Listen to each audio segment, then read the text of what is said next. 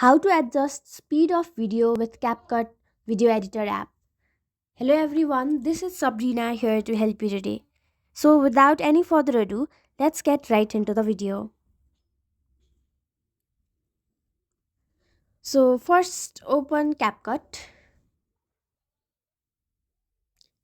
wait for the ad to go and then create a new project. Go to videos, select a video, add it, and now in order to change its speed, tap on the video clip, then you will see this option speed. Now you will be able to change the video speed like this. You can have three options like normal, curve, and velocity fix. So that's how you do it.